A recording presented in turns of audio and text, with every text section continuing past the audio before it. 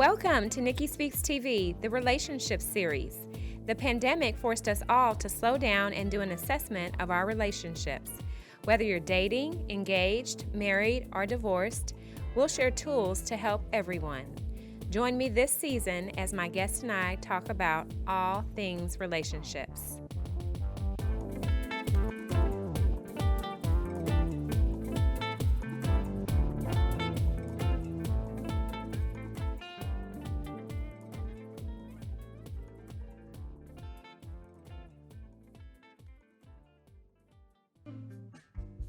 Welcome to Nikki Speaks Therapy TV, you guys.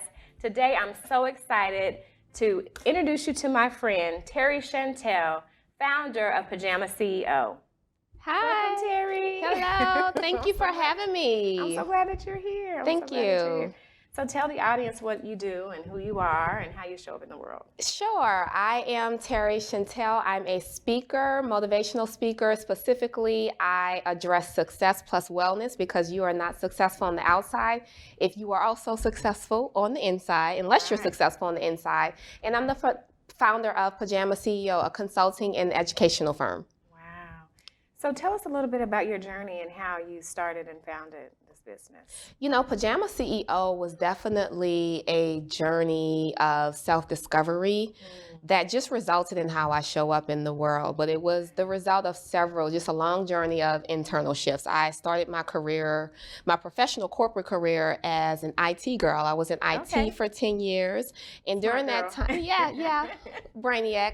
Started out as a developer and went over into project management. During that time, I started my tax accounting firm and I went full-time with that. I grew it to 3 firms. I sold that back in 2019 when I was a full-time entrepreneur. And during that phase of, developing a corporate career and being successful, starting my first business and having it for a total of 17 years, there were a lot of internal shifts and growths that led me to my purpose. And out of that came Pajama CEO. And it's where I transitioned from just operating from my intellect, taxes and corporate and IT. And God really had me in a place where your mouth is where I want you to make the most impact. And it took some time to accept that because it was so just different from how I was used to showing up in the world and impacting the world. I led with my brain. I led with what I did. I led with my skills. Your titles. Yes, and my titles and my education and all that. And God said, talk. And I'm like, talk? I don't understand how that. Yeah.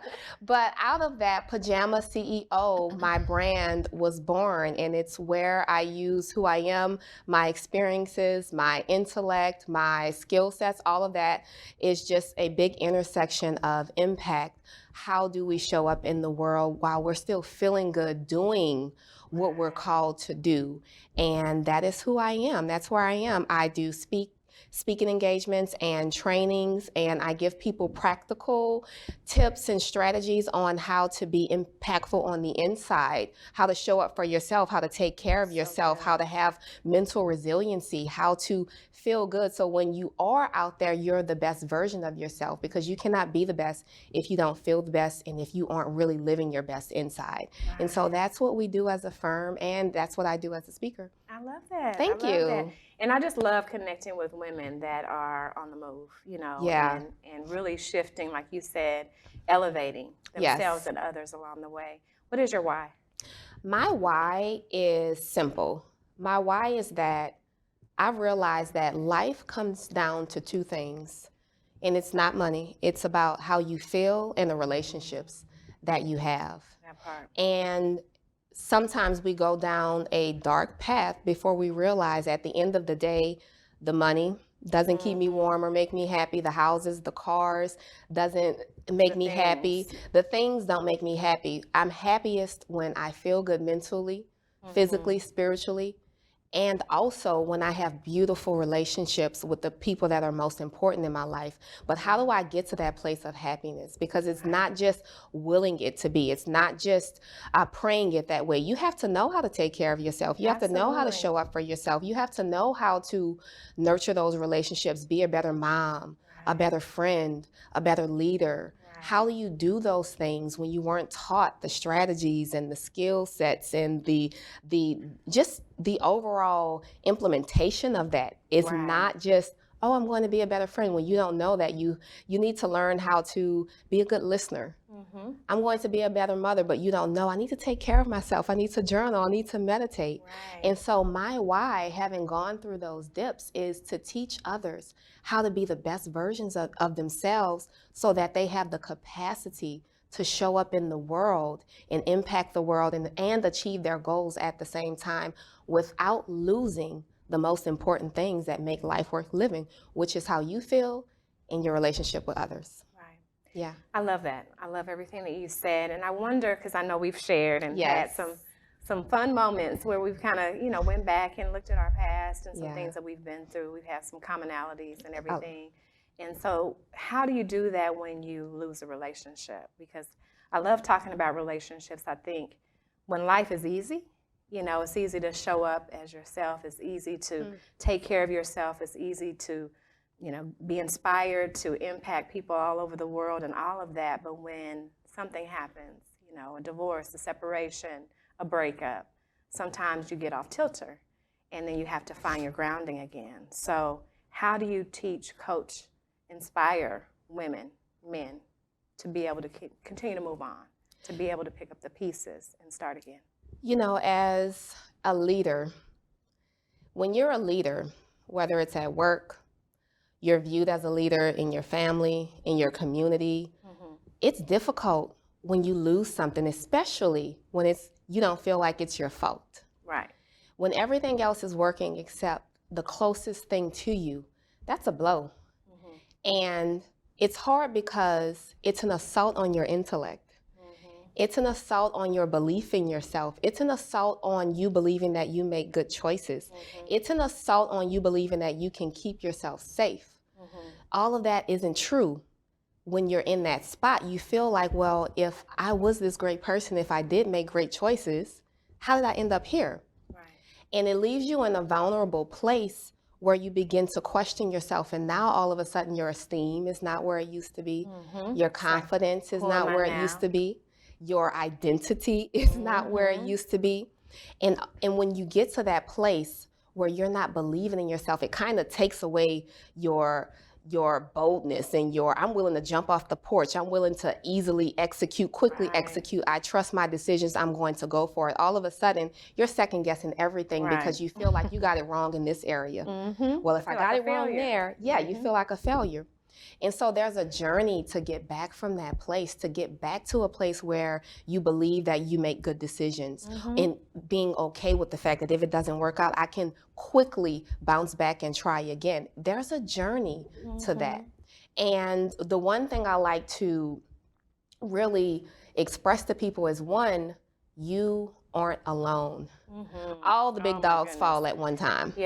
We all, listen, I've fallen and I cannot get up. Listen, crawl. Bat chick down, right? You have to manage your image on the outside, but all of us have been on the floor crying in our closet. Absolutely. Bust out in tears at the red light. Right. Don't feel like going to work. Don't feel like going to work. I got to get out of bed. Yeah. So it's but it's a journey of self-love to get back from that. It is. And it's a combination of prayer, but it's also a lot of wellness strategies, journaling, therapy, exercise, all of that. Then getting out in nature, talking about it, spending more time with your loved ones and with your friends. So it looks like you, one by one, day by day, giving yourself a chance to heal, a chance to feel better, layer by layer, rebuilding your confidence, showing up for yourself so that you remember what it feels like to say, when I say I'm going to do something, I will do it. I'm going to follow through. I'm going to do it. It didn't work over here, but let me learn how to show up for myself somewhere else in my life so that I can rebuild my self-belief in myself. And it's not an easy journey. It's challenging. It's going to stretch you. You're going to cry the ugly cry. You're going to cry. It's going to grow you. But at the end of it, you're going to bloom like you've never bloomed before if you just allow yourself to make it to the other side. Because you find yourself again, and you find a new version of yourself that you might not have ever tapped into had you not experienced, and I don't like to say the failure, the learning lesson, the growth opportunity. You know, once you experience that, then you're like, oh, okay, then I can rediscover myself again. What do I like to do? You know, and sometimes I tell clients that I work with, it's going back to when you were a child and rediscovering. Oh, yes, I used to love to sing. Oh, I love to dance. Oh, I love to, you know, run. I love to work out. I love to do all these things. And so that becomes your new passion to be able to discover that. I know one time you and I were talking, we were saying, and I had mentioned that after I went through my divorce, all of a sudden I'm like, okay, what do I need to do? Oh yeah, let me go invest in a business. Oh, let me go do this. Let me go do, you know, just all these things. And some of those didn't work out. Many of them didn't because I feel like I jump-started. But I realized when I pull myself away from that and I'm an observer of my actions and my behavior, it's like, oh, I just wanted something to grow. Yes. Because as a mother, that's what I was used to doing. Oh, I have a child growing inside me. This is growing. I have a relationship. I'm married. This is my identity. Oh, now I'm pursuing my career, getting my degrees. You know what I mean? So it was just always looking for something to grow, but not necessarily tapping into me. How does that resonate with you? Oh, when you said that, it hit home because let me tell you, so when I was going through my separation, now I can speak in hindsight now, but at the time I was looking for something to grow, to conquer, and to win. And because you're so used to it. Because I'm everything. Everything I touch turned to gold my whole life. Right. And all of a sudden, it is out of my control. Right. Your girl got. Do you hear me? Okay.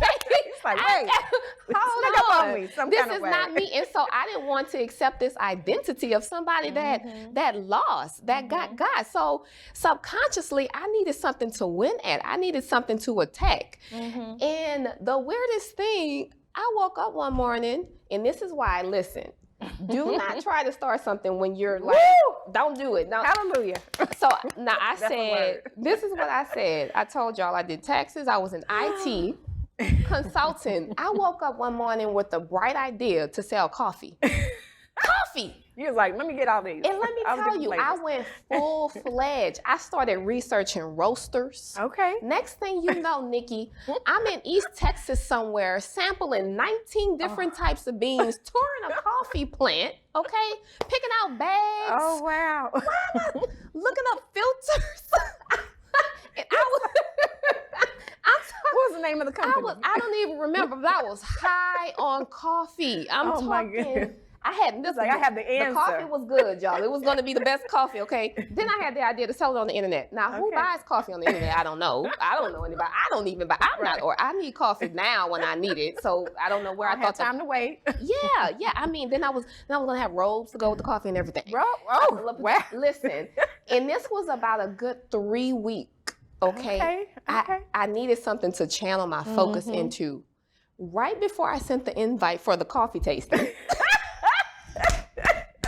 I was ordering drip coffee things from Amazon. I was like, it was gonna be cute. I already know. It was gonna be cute. I already know. Listen. It was gonna be cute. I was gonna be on the bag like this.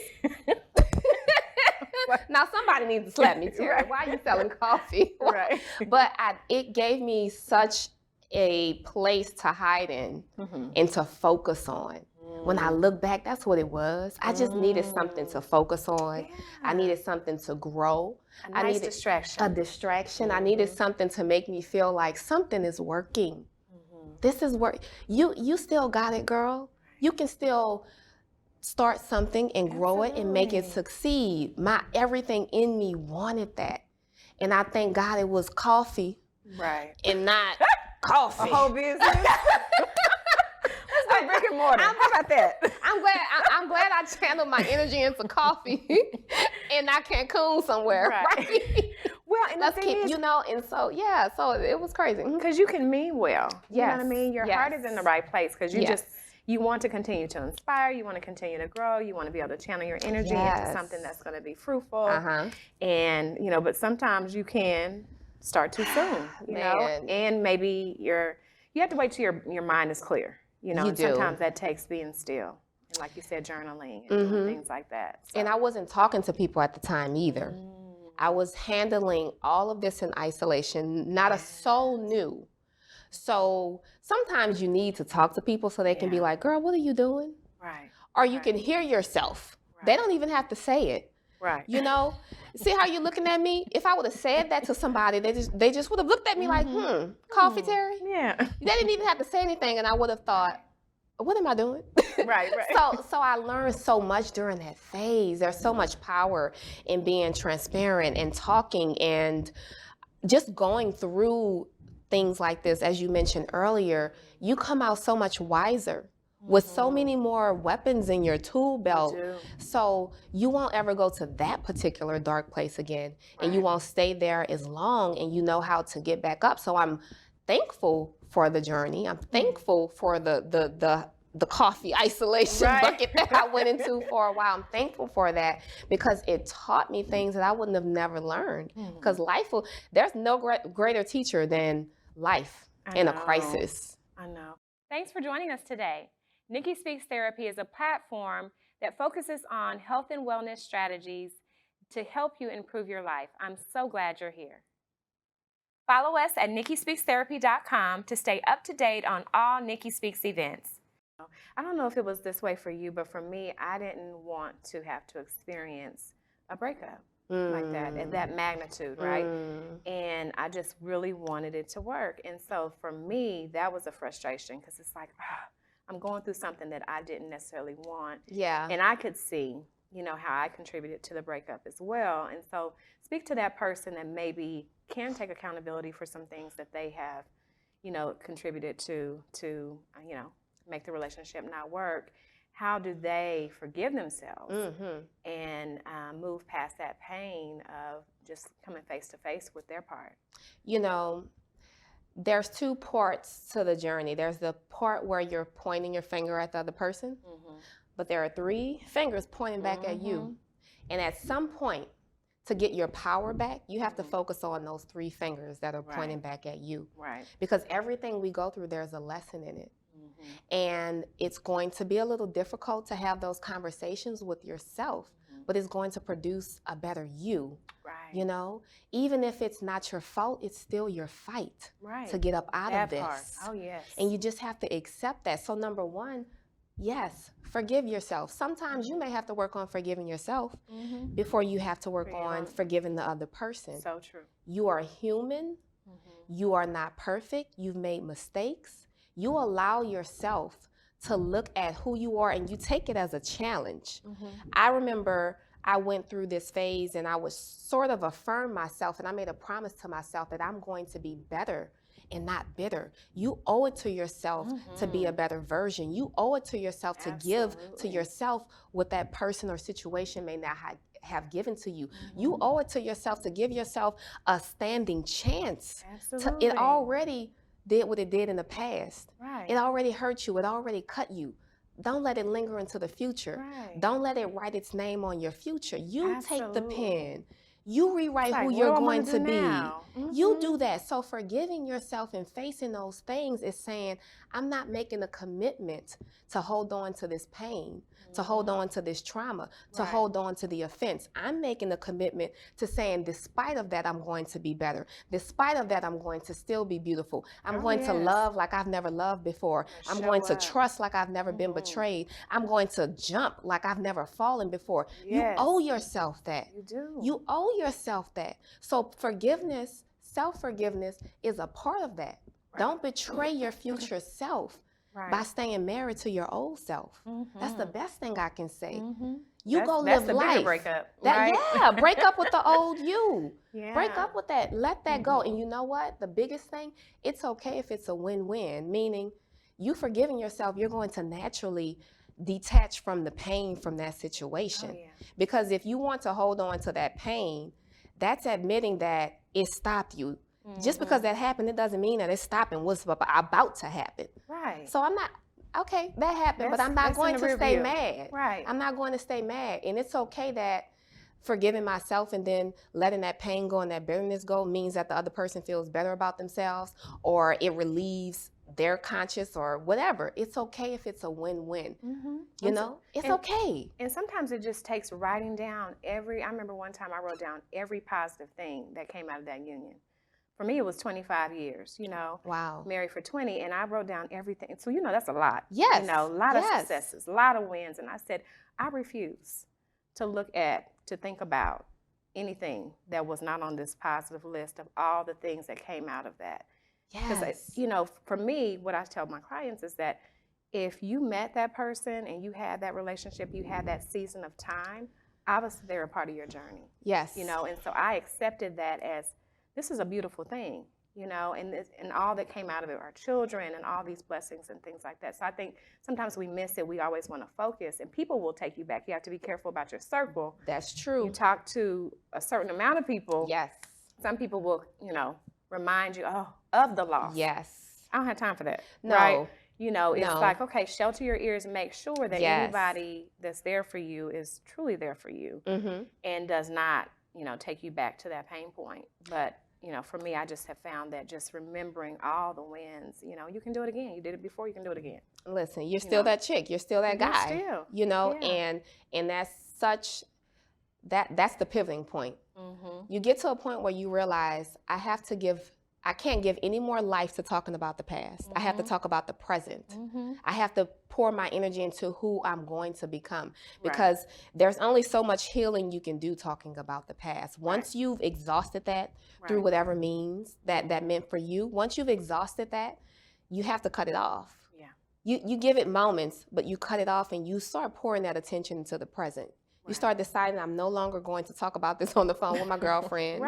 I'm not boundaries. about to. You start setting boundaries. And people mean well, but when you start transitioning, you have to give yourself what you need. That's the wellness aspect of it, because your mouth is the entry point. It is. Your thoughts are the entry point. Give yourself a chance to move on. Empower yourself to move on. And there is no better way than focusing on who you're about to become and what you're about to achieve, despite of everything you've been through. Yeah, I'm laughing thinking of that. We were talking about, when we were going through our season, and I was thinking I was looking like amazing. Lord, some videos that I had done on social media, and I remember one lash was up here, one was down there, and I was just like really trying to, inspire somebody. Listen, came out the pot too early. I looked back and I said, oh no, I wasn't ready. Yeah, no, we weren't. I wasn't ready. We weren't ready. We the popcorn wasn't warm yet. Not go back in the toaster, baby. God still cooking. So I said, oh, maybe I should have journaled a little more. Dance to that release song. Listen, edges dry. But you go through phases, and you look back, and I'm like, okay, this is my journey. This is my story. Yeah. I don't have to have regret and shame and condemnation, all this stuff attached to it. This is my story. Yeah. And I can be empowered with my own story and inspire myself and be strong, you know? Yeah. And I realized, too, I said, who's watching me right now that I care about, that I truly care about? And it was really my parents, my family, and my children. Yes. And I knew, especially my kids, I said, they're watching every move I make, even as adult children, every move I make. So if nothing else, if I didn't have the strength any particular day to get up and make it and get back out there and try again, then I was doing it for them. Yes. Because I said to myself, and I remember one guy I was talking to, he's a speaker as well, and he said, when you speak to an audience, he said, I want you to imagine that you're speaking to your children because it'll be a whole nother message. Yeah. If it's the last conversation you can have with your kids, what would you say to them about life? What would you say to them if this was them going through this? If this was them down in the dumps, if this is them that have lost all these different things, and people, relationships, what would you say to inspire them? So I'm going to ask you that question because I know you're a mother and we have that in common as well. Yes. What do you think is the lesson that you want your kids to see through the pain of your past? Number one, that pain is a part of life. And if you have a great mantle over your life, God has great things for you. You have great things to accomplish. Part of the cost in the journey is going through some dips and some pain. So don't be surprised when it happens. Don't pivot. Yeah.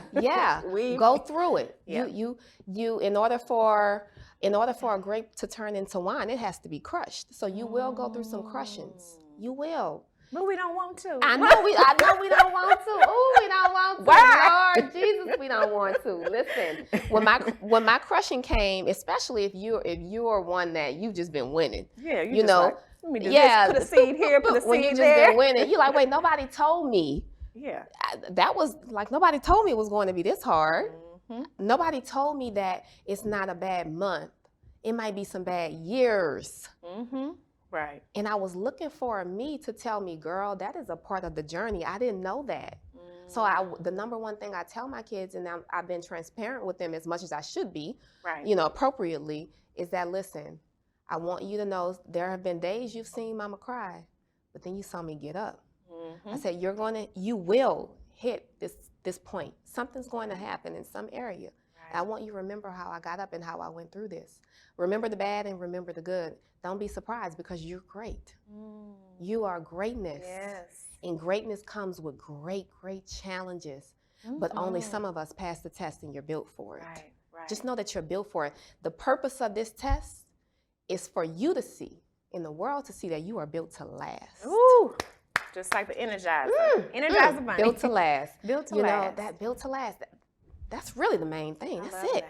There's a lot in between that. Yeah. But just know you're built to last. Yeah. So don't give up. Don't give up. I remember one of my friends, she had cancer. She had got breast cancer. And she's a believer. And she said, we were talking one day, and she had gone through another loss or what have you as well. And I said, how do you feel, as the season that you're going through? And she said, you know what? She said, I made peace with God about it. Yeah. She said, I told God, I shared with God that if this is what I have to go through to get through, then I'm going through. So she said, I'm going to go through it no matter what, and I'm just going to believe the best. And she is alive today, and got through that season of her time. And I just realized that, and it just spoke to me, because that's what I tell myself, and that's what I would tell my kids. If whatever is dealt to you, whether you contributed or did not contribute, or just life happened, right? Go through it. Go through it. Listen. Go through it courageously. Whether he does it or not, I'm not changing my mind about who my God is. I'm not changing my mind. Right. You stand firm on the fact that the outcome may not be what you thought it would be. That disappointment. Ooh, see, one of the things in this journey of recovering through anything, a major loss, when it's becoming apparent that life is not what I thought it would be. Right. This thing wasn't what I thought it was going to be. This job, this situation, these relationships, these people. You start to realize, you know what? I need to become a blank canvas and just say, God, have your way. Order my steps. Absolutely. I don't know what the end is going to look like. And you find power in that because he starts to show you what I have for you is bigger than what you imagine. The book that I've written for you has volumes. Right. You were just on the first chapter, the second chapter. Come on. And so you start to realize, you know what? Me trying to hold on is keeping me smaller. Right. And you find power in walking. That's when that real faith walk happens. Oh yeah. Because walking a little different. That first journey. Yeah, before you hit this type of valley, you're dependent on your skills, your intellect, your history. Oh, I've been doing it for 7 years. I've been doing this for 10 years. I have degrees. Let me tell you, your degrees, your titles, the money you've made. Listen, these real valleys will show you none of that. Every safety net you put in place, every IRA, credit score, business, whatever. Oh man, listen. You sitting there with the dust, talking about, okay, come on. Lord, you turn water into wine. Maybe you can turn this dust dirt into some green grass. Okay, can we get some green grass, Lord? And that's when you and then you start to see, one by one, God give you resources and blessings that had nothing to do with you. It was only his favor. Only. And when you start to see him and allow him to do that, because there's a dry season until he gets you to a place where you say, okay, God, oof, Lord Jesus. Okay, have your way, God. When you get there, you're like, oh. And then you start having some cockiness, but a pure one. Right. That says, even when I can't, God will. Even when you don't, he will. Even when it doesn't look like it at the 9th hour, I know he will, because he's doing it time and time again. And see, the faith in God, that was the whole point. See, my faith was in my intellect. It was in my cash flow, the relationships. the partnerships, the favor from people, the degrees, the titles, the names, everything. And when your faith is tethered to the wrong thing, when that thing falls, you falls. Yeah, it's like, oh, who am I? Right. Yeah, Who am I? But when you take all those tethers off and you just give it to God, oh, that's the type of confidence. It's untouchable. Right. My confidence is your confidence will be as if your situation has changed, and it hasn't even changed yet. You will change in the midst of the chaos. You will learn how to become peace while everything is still. Absolutely. Oh, and it's a beautiful place to be in. And there's a term called radical acceptance that I love. It's accepting things as they are without judgment. Yeah. So even the disappointments, and I want to speak to somebody that may be watching that maybe you're going through a disappointing time. You've lost something. You've lost a relationship. You've lost a business. You've lost a job. It's okay. Sometimes you may think, oh, I thought my life was going this way. I thought I had this lined up or what have you. And there's a pivot or there's something that happens that you could not control or maybe you could have. And I just want to encourage you and let you know that try again. Try something different. Oh, I thought it was going to end up this way. I thought this was going to be my forever. But that was my right then. Yes. That was my past. Yes. That was my back then. Yes. So what is my now? Ooh. And that's what we need to be more concerned with. So I am so happy. I want you to share with the audience, what are your parting words? My parting words. Just to inspire someone. Just to inspire. My parting words are believe in yourself. Believe in the future you. Believe that everything that was supposed to work against you is working for you. Absolutely. Believe that you will step on the things that were meant to trip you up. Believe that you will bust through the things that were meant to stop you. And because of that, you are stronger. You are wiser. You are beautiful. You will bloom like you've never bloomed before. So don't look at what it looks like now. Look at what it's going to be tomorrow. And just stand firm, step courageously, and walk that thing out. And you will get to the other side. I promise you. You will. Well, thank you guys. Thank you, Terrie, so much. And I appreciate everybody for joining in today for Nikki Speaks Therapy TV. I will see you next time. Please follow, like, and subscribe, Terrie Chantel. And you will not be disappointed because she is a game changer. See you next time. Bye. Thank you all for joining my show today on Nikki Speaks TV, the Relationships Series.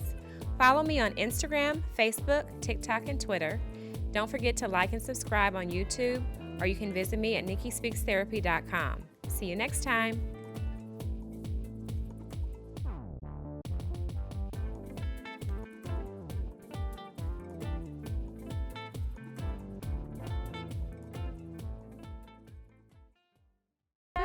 Me and you will never part. Oh, okay, let's do it again.